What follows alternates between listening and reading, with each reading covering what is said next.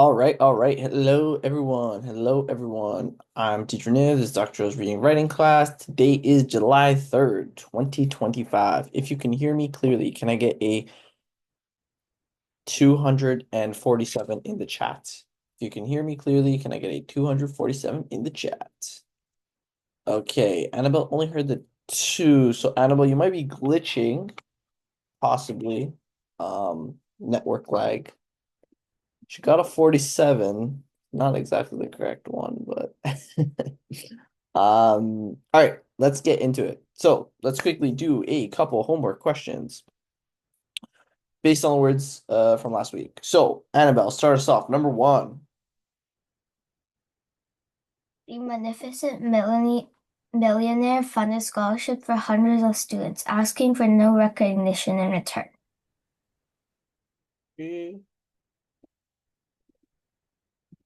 Okay. Derek, number two. Despite its cheerful packaging, the blank chocolate bar had none of the riches of the true Belgian chocolate. Uh, Ersatz? Yes. Sets. Okay. Annabelle, number three. Over the years, the family weathered the vicissitude of economic hardship, illness, and war without losing hope. Awesome. Derek, number four. The speech seemed light-hearted, but it managed to blank the difficult decisions that lay ahead for the nation. Adumbrate? Nice. And Annabelle, last but not least. Even when accused unfairly, the diplomat maintained his sang-froid, calmly responding to the allegation.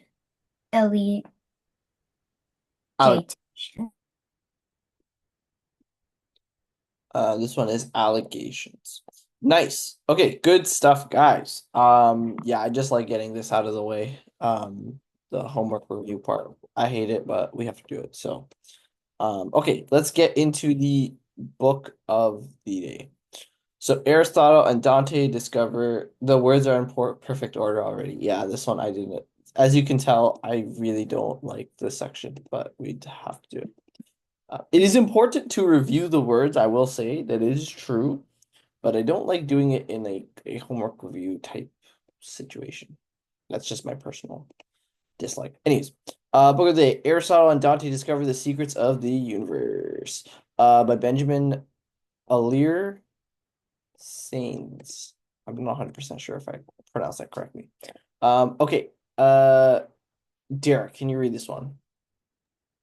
Uh, Aristotle and Dante discover the secrets of the universe. Dante can swim. Ari can't. Dante is articulate and self-assured. Ari has a hard time with words and suffers from self-doubt. Dante gets lost in poetry and art. Ari gets lost in thoughts of his older brother who is in prison. Dante is fair-skinned. Ari's features are much darker. It seems that a boy like Dante, with this open and unique perspective on life, would be the last person to break down the walls that Ari has built around himself. But against all odds, when Ari and Dante meet, they develop a special bond that will teach them the most important truths of their lives, and help them define the people they want to be. But there are big hurdles in the way, and only by believing in each other and the power of their friendship can Ari and Dante emerge stronger on the other side. Awesome. Okay. So this one is actually a series, and I've been recommended it by other teachers, but um, I'll be honest, I have not read it myself. Um, anyways, let's go to the author. Can I get James? James, can you read this one? Benjamin Alexander is born on August 16, 1954, is an acclaimed American author, poet, and artist known for his lyrical and heartfelt writing that often explores themes of identity, love, family, and culture heritage. Sanez was County, New Mexico, and raised near the U.S.-Mexico border in El Paso, Texas, a setting that deeply influences his work. He earns degrees in humanities, philosophy, and creative writing, including a MFA from the prestigious Iowa Writers Workshop. San is writes for both adults and young adults, and his books have received numerous honors. His Aristotle and Dante Discovered the Secret of the Universe 2012 won the Prince Honor, Stonewall Book Award, and Lambda Literary Award, and is celebrated for its sensitive portrayal of friendship, love, and coming of age. San's poetry and fiction often reflects his experience as a Chicano and as a gay man, and his work is often praised for its emotional depth, beauty, and honesty. Awesome. Awesome. Okay. So, let us continue. So the quote of the day this time, I couldn't really find a good quote, so I decided to switch it up a bit. The quote reads, I got to thinking that poems were like people. Some people you got right off the bat, some people you just didn't get and never would get. So there isn't much to work with here, but I decided to ask a different question. Do you find it easy or hard to get people? Why? Right? Give your own examples, your stipulations, your experiences. And yeah. Okay, I'm starting a 5-minute timer. Starting that right about now.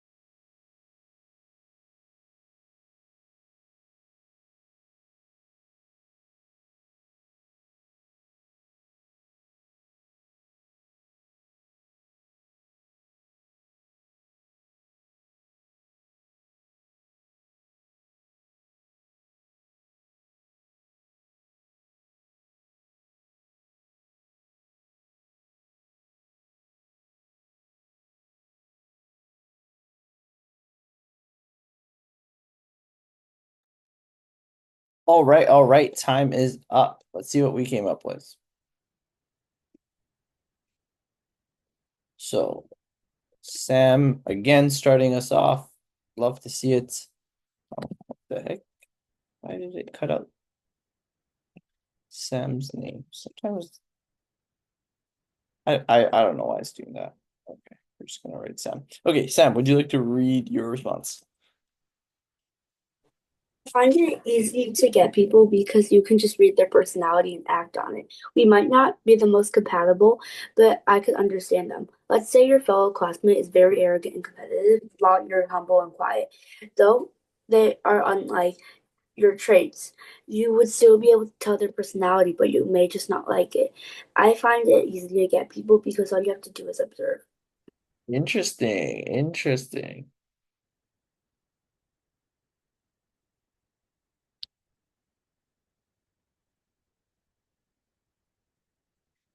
So they're on like great job, Samuel. I like good punctuation, good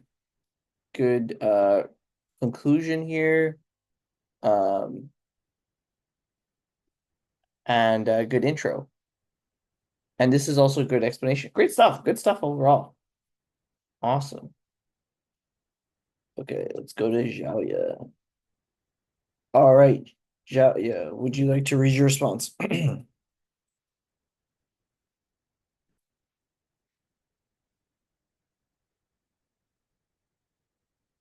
You're muted. Can you make it a little bigger? Sorry. Oh, yeah. Actually, would this help if I just did this? Yeah. Understanding other people's personalities and traits is sometimes really very difficult. This is because many people try to act like a different person or to gain popularity among their friends. Some people also lie because they want to put their past behind them. They might have struggled with a family or mental issue before and are trying to push the memories out of their life and start a clean slate. This is why it's very hard to get people. You never know their true feelings on the inside. Awesome. Sometimes very difficult. Also, if you lie because they want to put the past behind them. Interesting. Interesting. You never know the truth. That is true. Like deep down, technically, you never really know, but you can always do your best, right? Good stuff. Okay, we don't have any other responses. Only two? Okay, we got Annabelle.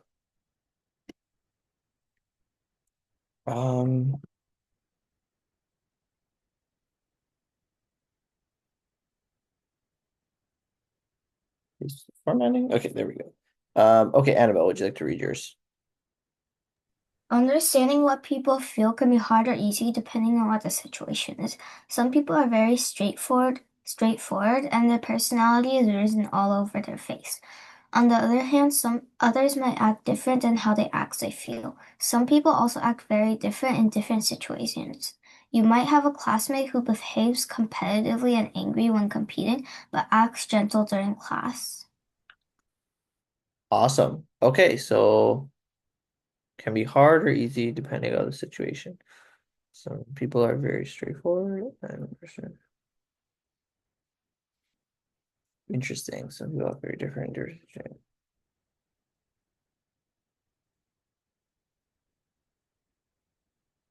Okay, awesome. So you're saying it's sort of just impossible in a general sense, but in individual situations, yes, it can be hard or easy. Okay, good stuff. Okay. James, would you like to read yours? I find it easy to understand most of my friends because it is often easy to read their facial expressions. However, with people I don't meet often, I find it hard to understand them. Whenever one of my friends is unhappy or depressed, I can easily tell by the way they act. With the people I meet once a year, I can't understand them because I haven't learned how they act when angry or happy. Understanding friends can be extremely easy, while understanding others is more difficult. Oh, and I forgot to add a period. That's fine. Awesome. Okay, so yeah, you just needed a semicolon here because two separates. However, with people I don't meet, I find it hard to understand them. Yes, this is a full independent sentence. This can be restructured to combine it with the sentence before, but in this case it does not. So you have to separate it with semicolon. Like you could do period too, but semicolon is fine here. Okay, whenever one of my friends I write to people I meet with the people I meet once. Awesome. Great. Okay, so nice. So you're differentiating based on how close you are to them, which I think is good. What I would say is this may sound weird, but I think sometimes it's harder to read our friends than it is to read strangers because our friends sometimes have their guard up if they're feeling a certain way and they don't want to present it. They have their guard up, they're trying to present themselves a certain way. Whereas usually strangers, they don't really care. So sometimes they don't care. And so sometimes you can understand a stranger more easily than your friend. Jaya? Wait, I feel like I'm gonna spoil a movie if I say this. Is it an old movie? And no, it's Inside Out 2. Oh, then you can't say it because I haven't Oh, watched dang it. it. Sorry. Okay, let's go to the vocab of the day. Who should read? Let's get Xiaoya, read this one. Wait, how do I pronounce these words? First I want you to try, then I'll help. Rebarbative. Adjective. Unattractive and objectionable. Objectionable. Repellent. Example. The critic found the film's rebarbative style difficult to endure. A lambent. Adjective. Glowing or flickering softly, dealing lightly aggressively with the subject. Example. A lambent flame danced up atop the candle. Imbricate. Verb. To arrange so that the edges overlap, like roof tiles. Example. Designers imbricated the scales for the costume for a dragon-like effect. Pellucid. Adjective. Translucently clear, easily understood. Example. Her pellucid prose made even the most complex theories accessible to beginners. Prolix. Adjective. Tediously lengthy or wordy. Example. The professor's prolix lecture tested the students' patience. Nice. Okay, so 3-minute timer. You guys know the drill. Starting now.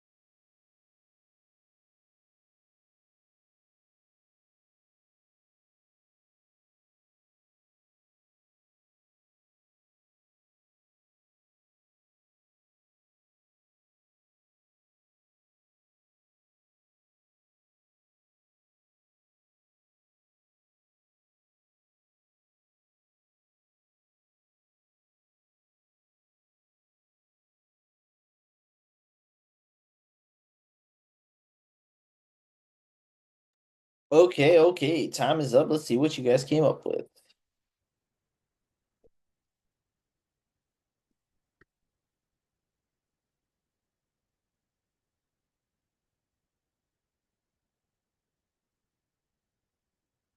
Okay. Jayo, start us off.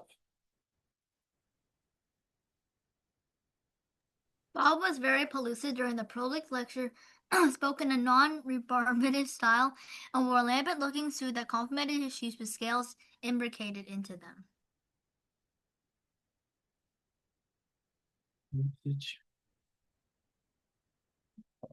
So, lambent looking suit that common shoes with scales imbricated. Nice. Very good. Wow. Awesome. Samuel. Sorry, Sam. Go for it. Jeff's presentation was rebarbative because his delivery wasn't the most pellucid.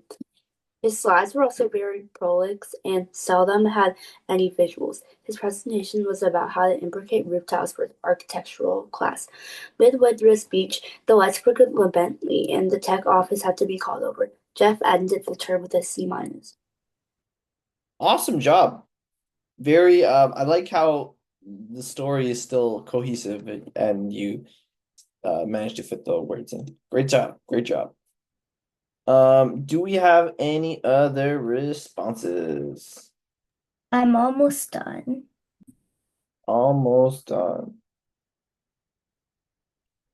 Okay, we are gonna wait a couple seconds, but afterwards we have to move on. If you're not done, you could just also submit, then just say what you're gonna say as you're reading.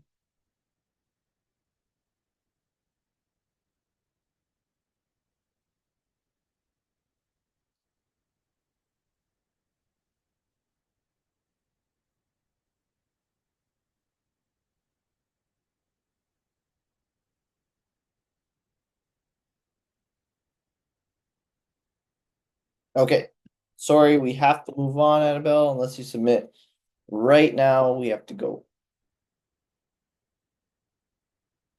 All right, we have to go. Sorry, Annabelle. So what I have for today is some summarization exercises. Can I get a volunteer to read this? How about, I think Jairo read last. So how about James? One significant challenge in writing an article summary is deciding what information or examples. Remember, article summaries are much shorter than the article itself. You do not have the space to explain every point the author makes. Instead, you will need to explain the author's main point and find a few excellent examples to illustrate these points. You should also keep in mind summaries need to be written in your own words. Scholarly writing can use complex terminology to explain complicated ideas, which makes it difficult to understand and to summarize correctly. In the face of difficult text, many students tend to use direct quotations, saving them the time and energy required to understand and reword it. However, a summary requires you to summarize, which means to state briefly or succinctly. Oxford English Dictionary. The main ideas presented in a text. The brevity must come from you in your own words, which demonstrates that you understand the article. Awesome. So brevity, first, brevity means like shortness. So when it says the brevity must come from you, it means the shortness must come from you. Summarization is arguably one of the most important skills in reading comprehension and maybe the most important skill in your adult life. Because you constantly have to summarize things. Even if you don't write down these summaries, you have to summarize them in your head, right? You are reading a test with a big, long question. You have to sort of find ways to piece together the most important information, sort of summarize it, and then answer it, right? So it's very important skill, and everyone here probably thinks you can do a summary. Maybe all of you guys are really good at summaries. I'm not too sure. But I will say that to be a good summarizer is different than someone who can just generally summarize something, right? I can write, 3 sentences about an article, but are those 3 sentences that I'm using to summarize the article going to be going to include the most pertinent information? That's something you will gain with practice over time. So let us practice. So the next article I'm going to give, I'm going to let everyone read this in their head. So part of this is speed. I want everyone to practice reading fast. I want everyone to practice summarizing fast. So when I flip over to the next page, I'm gonna start a timer, let's say 5 minutes, where I want everyone to read this and summarize it. That might be too much time. Let's do 4 minutes, okay? And try and actually submit the second you're done. All right, starting the timer now.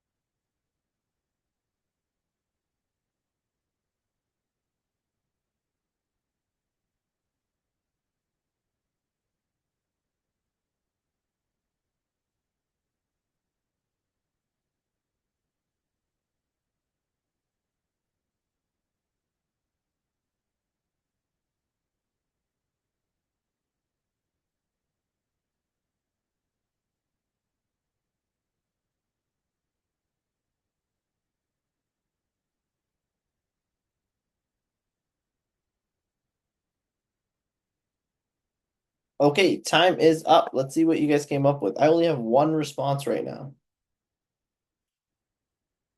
So should I put these responses up? Sure, I'll put them up, but I'm not going to grammar check them. I just want to see main ideas here. Okay.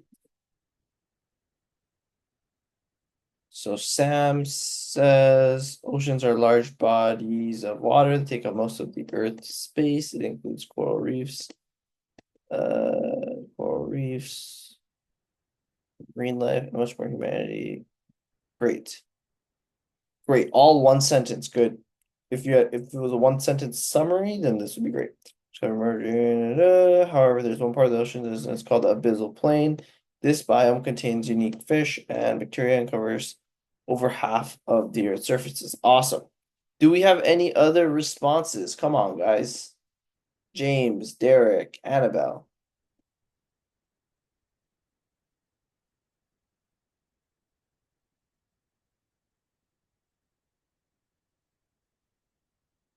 James, Derek, Annabelle.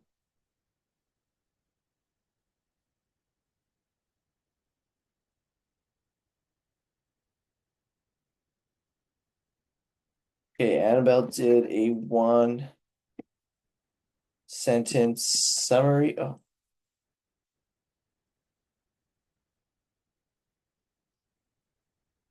Abyssal plains cover most of the ocean floor, but there's still a lot to be discovered. Okay, very, very, very brief. Okay.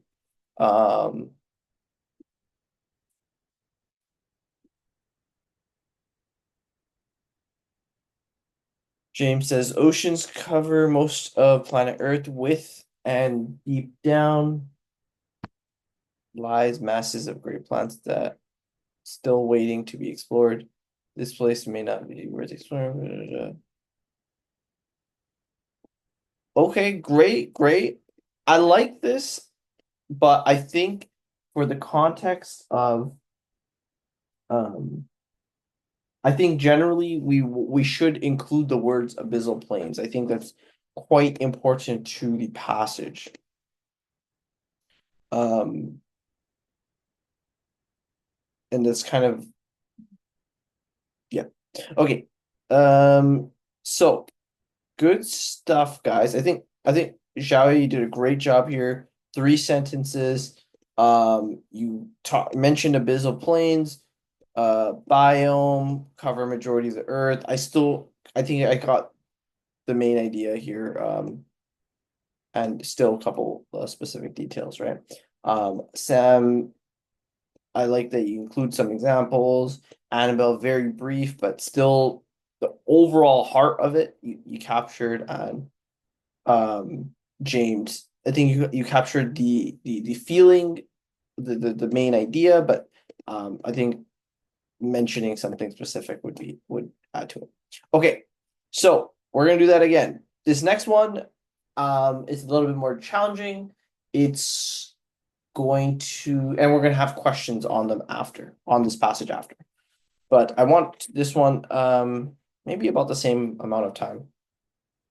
I gave you 4 minutes last time. Okay, I'll give you guys 4 minutes and 30 seconds to summarize, to read and then summarize. Starting the timer now.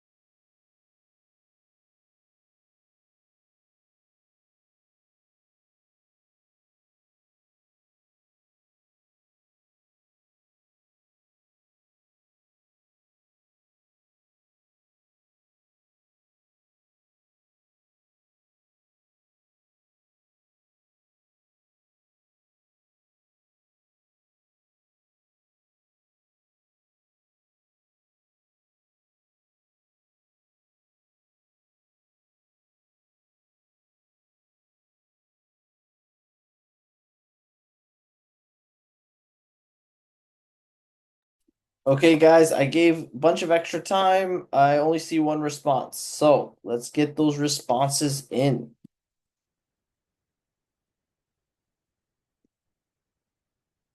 Okay.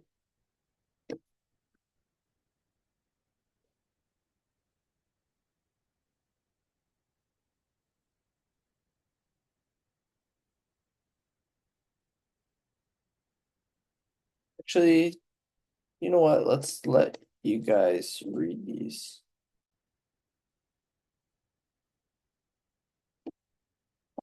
Sam, would you like to read your response?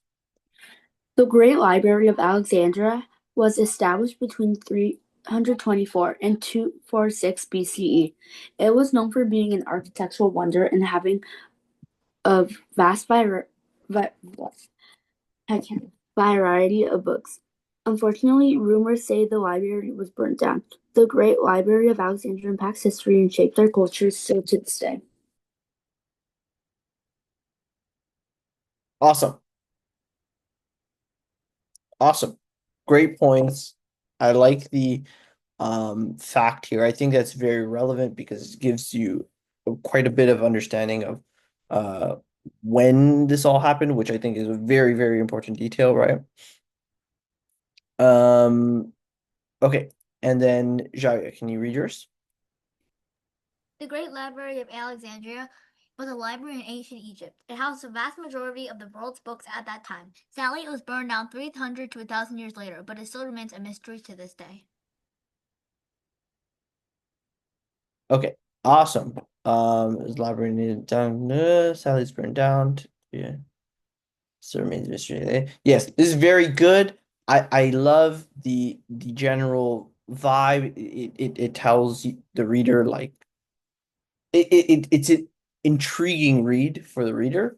But what I do like about Sam's here that I wish you included here was some sort of timeline, right? Although you do say 300 to 1,000 years later, it was burned down. We don't have a general idea of when it existed, right?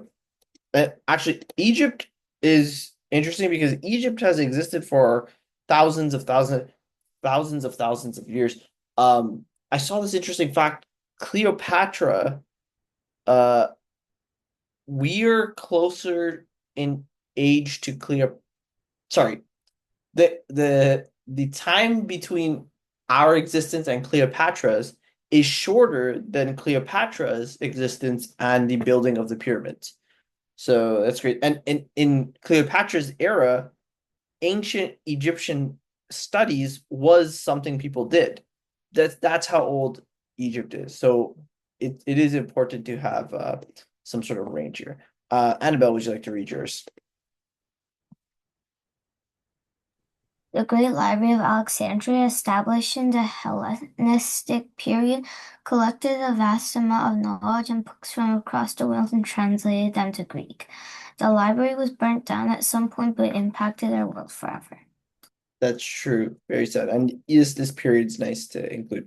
Yeah, the Great Library of Alexandria is one of the saddest things in human history, in my opinion, because anyone burning books or preventing books from existing, they're just bad news. Okay, James, would you like to read yours? The Great Library of Alexandria was a treasure of ancient Egypt and held a vast collection of books from around the world. The library held tons of research and knowledge within it, but was sadly burnt down. Okay, awesome. Yeah, need some examples here, but yeah, I like the inclusion of sadly actually. Even though normally, depending on what you're summarizing, you shouldn't include this, but in this case it's fine. Okay, next activity. I'm gonna give a minute to answer the questions related to this passage. Okay, 1 minute.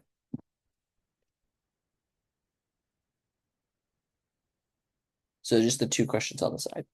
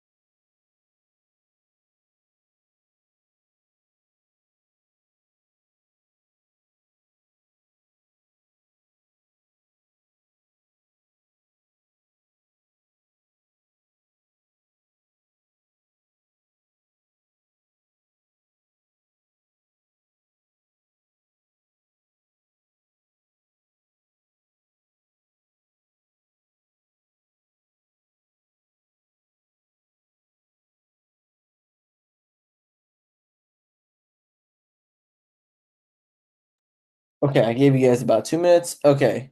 Yes, the answer is B. And then A. Perfect. Perfect. And then last question here.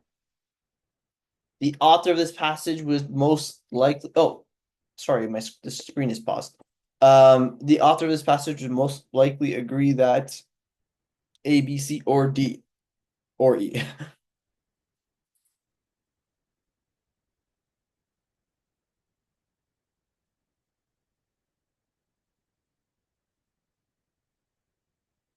I'm not gonna put a timer. I'm just gonna wait for responses.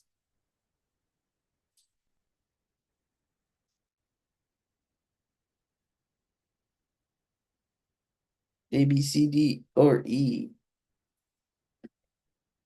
Should be quick.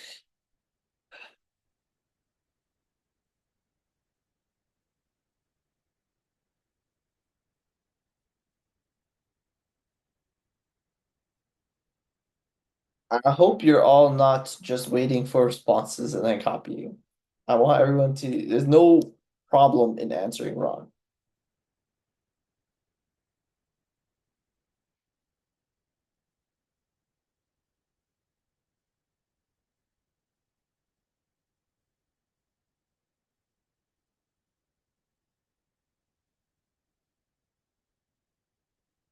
Okay, awesome. The answer is D. I mean, sorry, the answer is E. You're all correct. Awesome. Okay, let's keep it moving. So what is this? I'm just going to, sorry, just some cleaning up of some other stuff that we've had. Okay, let's go to the article of the day. Do you like old movies? An opinion writer argues that younger people are missing out on Hollywood classics like Singing in the Rain, Casablanca. Is his case convincing? Okay. Can I get a volunteer reader? Annabelle, start us off. Do you ever watch old movies? And we don't mean from 2010. Like way back before the mid 1960s when most movies were filmed in black and white and acting styles were different. What do you think are the benefits of watching old films?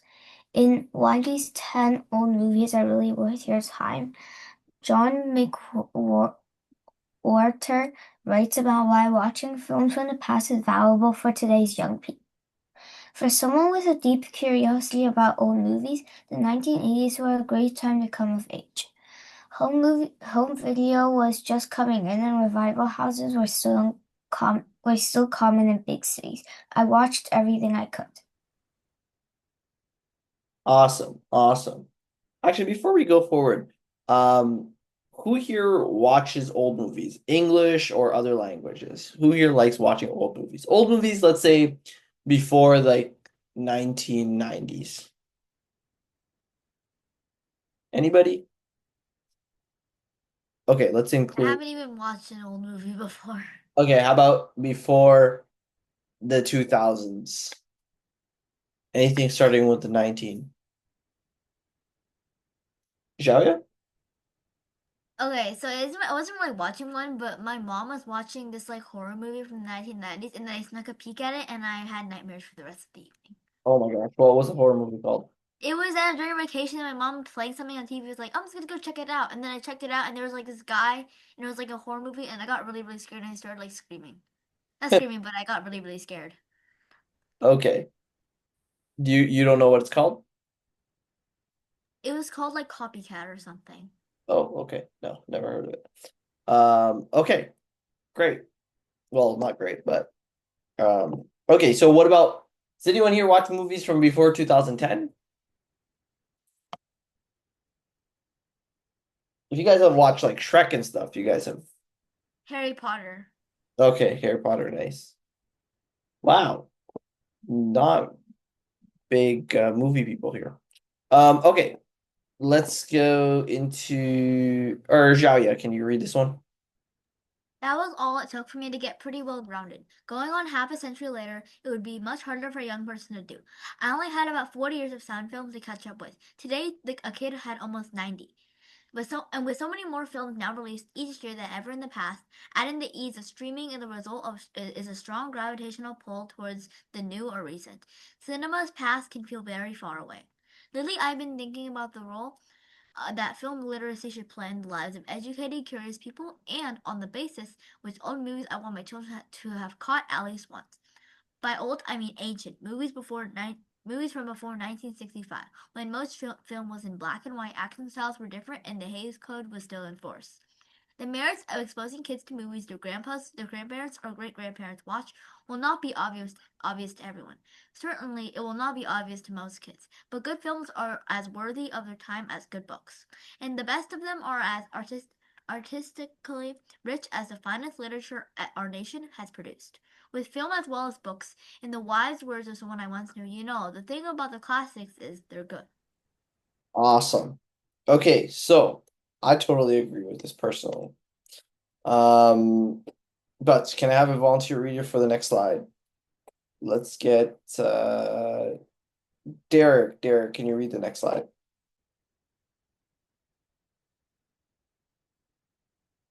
Okay, James. James, can you read this slide?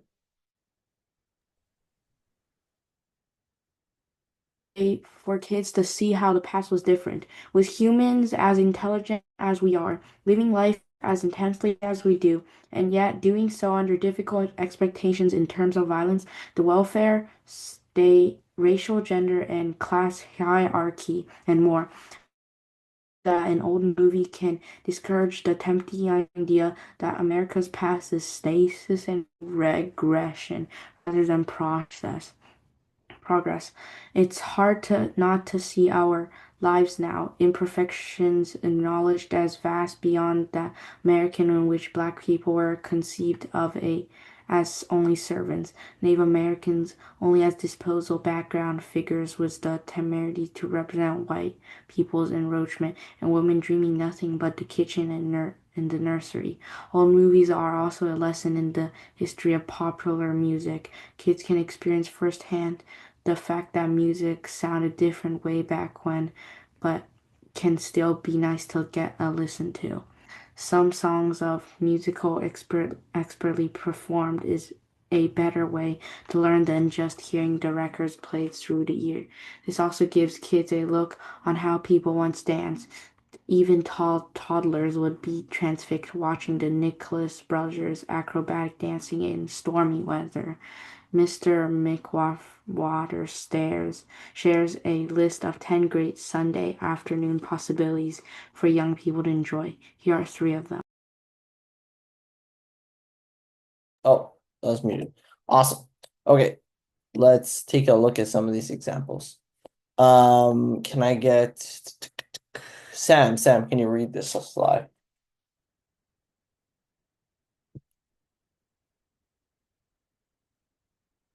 Sam, can you read this one?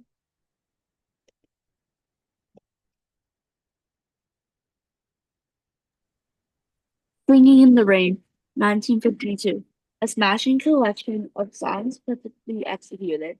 A story that keeps you on the edge of your seat, plus some dandy history about the dawn of sound film, and much more appealing than so many other MGM musicals of this era, which I find to be too rosy-cheeked and too cheesy, but they are birthday cake kind of color. All sentient beings should see this. My girls loved it. Casablanca, 1942, the quintessential old movie drama, which no one expected to be a hit, but floors us still today because of the magic synergy of Ingrid Bergman and Humphrey Bogart.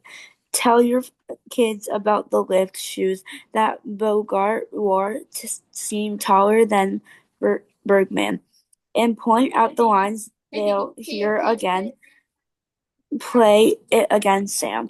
Actually, no one says exactly in that movie, but still, don't amount to a hill of beans. Shocked, shocked. Stormy Weather, 1943. One of the rare times when the studio in the old days gathered a passel of black pop artists at the top of their games. The result includes Lena Horne's deathless rendition of the title song and Fats Waller, as funny as not as he was then. I love this movie, which only pretends to have a plot. When I watched it at 8 with my mother, other kids would too. Awesome. Awesome. Thanks for reading that, Sam. So, who here, before we even get into the questions, who here would consider watching any of these movies? Thank you, Xiaoya. Thank you.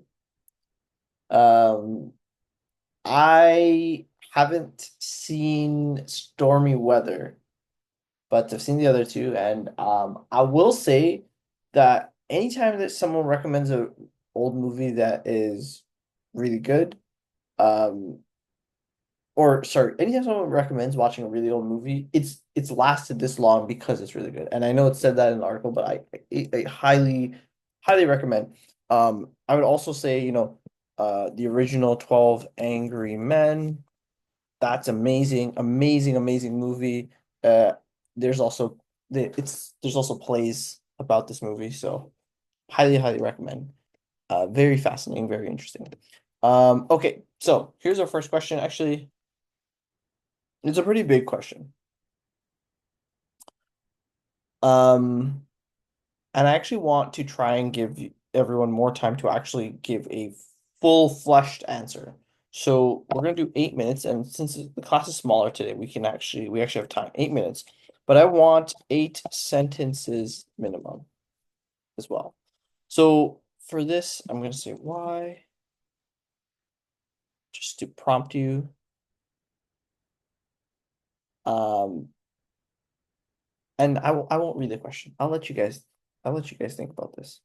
Okay, quite a bit of time because we have less students.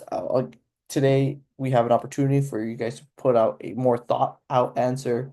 I want structure in your answer. So you can sort of answer generally each question, or you can just focus on one and really answer it thoroughly. But I want some sort of structure, and I want thought. All right, starting the time now. Wait, so it's like the question basically like should kids watch old movies? Yes, Okay. but there's more to it, right? Like if you're gonna say yes, explain why, and you know, give examples. Um, and if you're saying no, explain why as well, right?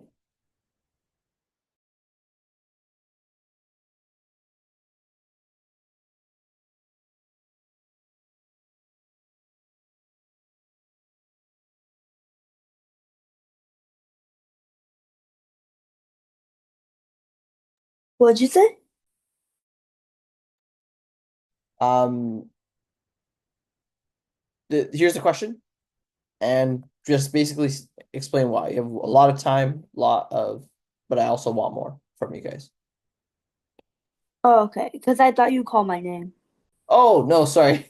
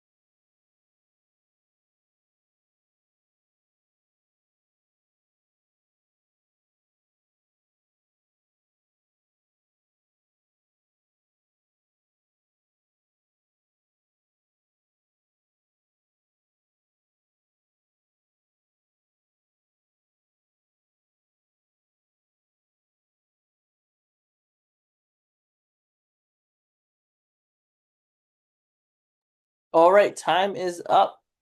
I don't see any answers. Actually, time was up 2 minutes ago. I didn't see any, so I gave some extra time, and I still don't see any. So, what is the deal?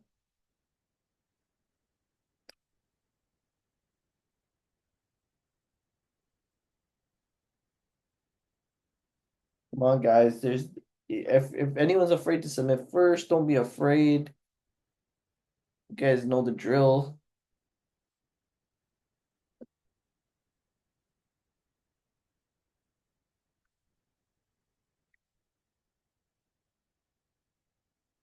I'm almost done. Okay. I'm also almost done.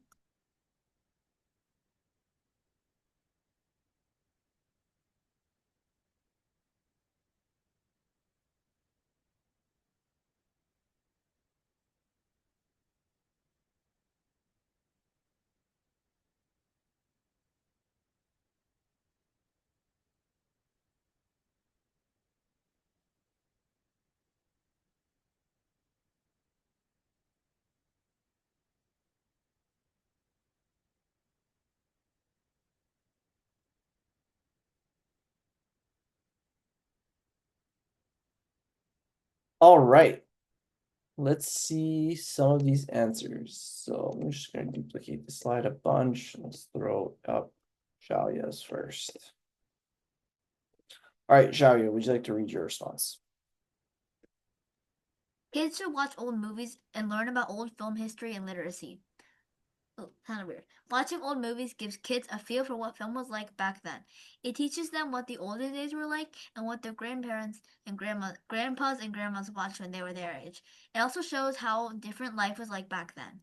Kids always think movies are action-packed and that everyone has iPads and iPhones. But in the 1900s, it was very different. Most of the movies were very romantic, had a lot of kissing, and included those old cars that we think of. It just gives kids a sense of what it was like back then. Oh, and I watched Oklahoma, like the old movie Oklahoma. Oh, nice. Yeah, like a little bit of it. I think I watched like like 20 minutes of it, but I did watch a little bit of it. Yeah, it had a lot of kissing, and it's supposed to be like for kids, but it's not for kids. It has a lot of kissing. Yeah, the rating system was different back then. So kids should watch old movies, learn about film history, and then watch old movies get kids to feel so grandparent, yeah. Um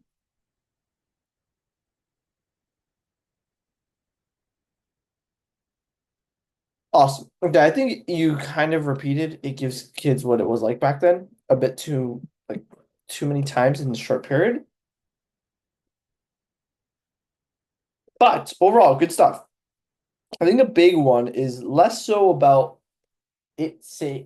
demonstrating what things were like back then, and more so understanding what your grandma and grandpa watched. Because I think that is more relevant and real, right? Like movies now, like they don't actually, if you watch Harry Potter, it doesn't tell you much about the world in the current moment. But um, but if you watch it, then you will understand maybe some of the references your parents make or your older cousins and whatnot make, right? So, let's go to James. Good stuff, Sharia. Let's go to James. James, would you like to read yours?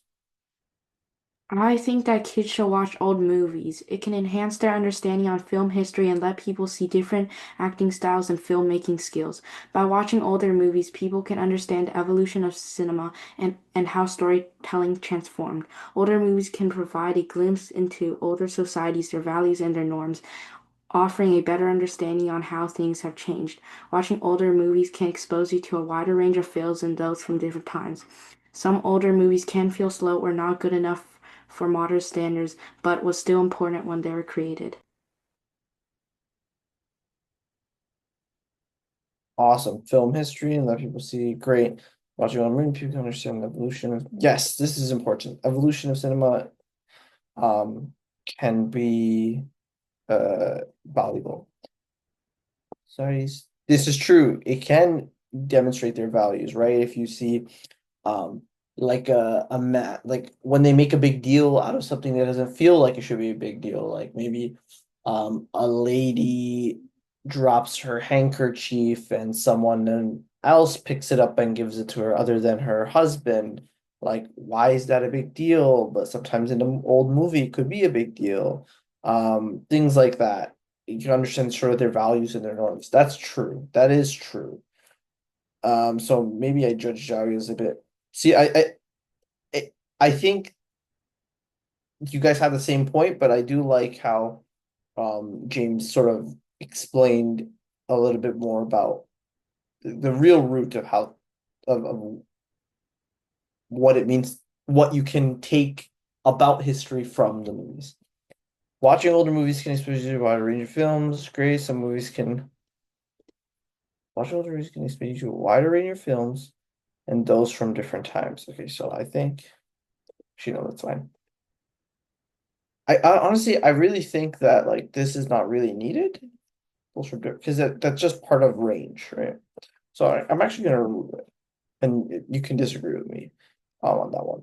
Some old movies can feel slow or not good enough for modern standards, but was still important when they were created. So since you did not repeat the subject, you don't need to put a comma there. But you're absolutely correct, right? And a lot of movies now and stories now use tropes or plot lines or whatever from old movies. And so when you go back to watch the old movies, it might be like, oh, what? This is so basic, like whatever. But that's because at the time it was not basic. And I've been seeing this phenomenon in real time. In my lifetime, I've seen this. In Star Wars. Most of you guys know the general idea of Star Wars now. So if you go and watch the Star Wars movies, you probably won't feel the same way that most people did when they first watched the Star Wars movies, right? Because you've seen, Star Wars. There's so many new movies and so many new sci-fi movies and sci-fi worlds, and Star Wars has become a parody, has been parodied many times. So you know general plot lines and things like that. So when you go back to watch it, it won't feel the same. Um, so yeah. Okay, Annabelle, would you like to read yours? I do not think that kids should watch old movies. They are always boring and follow the same storyline that all other movies have, like romantic movies that involve a lot of kissing. Old people might like them, but this generation are not used to those type of movies. Now newer versions have better ideas, making it more exciting and fun to watch. However, I do think that learning about the history could help kids understand what the past was like. Instead of watching a very boring, long movie, people can learn about what it was like when your grandparents were children instead. Okay, interesting. So you're saying even though it is, it can help you learn about the past and all those things, and you say though you're not denying those things. You're saying that it's not valuable to watch it as kids because they won't appreciate it and it may not be more suitable and appropriate. Very interesting. I think I do agree. I think I actually agree. I think maybe not as kids, but as young adults, like in their early 20s, maybe late teens, I think that's a good time to learn about these things and watch them. But I think I actually agree with you here. You've changed my mind, Annabelle. Great job. Great response. Do we have any other responses?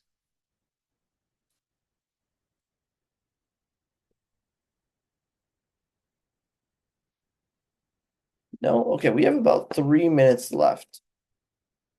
So, you know what? Let's just fill this little time in with give me a 2 sentence hot take.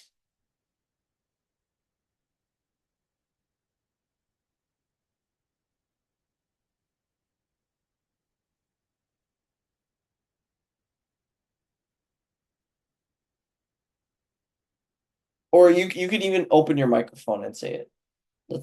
We can have a verbal discussion if anyone wants to.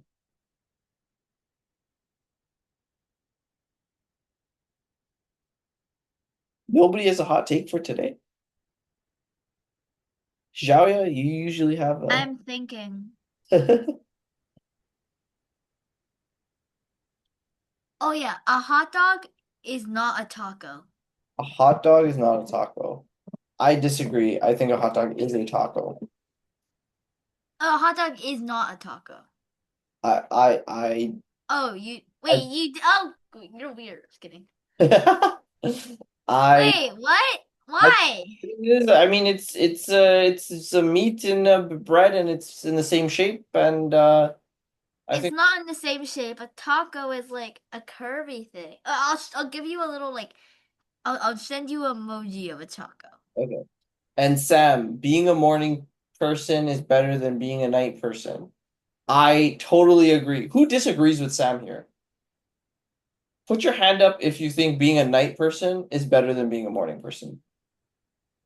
Does this look like a hot dog to you? Honestly, it could be.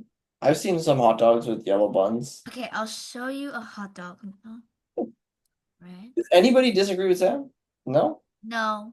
Okay, great. Okay, yeah, good. This is good to see. Because growing up, everyone always thought being a morning person would suck, but no. What is that? That's a hot dog. That's not a hot dog. That's just two. But if you put it together, it looks like a hot dog. If you put it together, it's basically a taco. No, it's not. Wait, I need to give you like a photo of it. I'm gonna copy and paste something. Cereal is not soup. Annabelle, care to explain why cereal is not soup? Soup is made. So cereal's milk and cereal, and milk is not a soup. It's a drink. Just like how lemonade is not soup. And cereal is cereal. Okay. So you put those together and you get cereal. And milk is not soup. And cereal is not soup, so it's not soup. Okay, but question. Some people drink like bone broth. That is a soup, but some people also drink it like a drink. So isn't like what in that situation, what happens?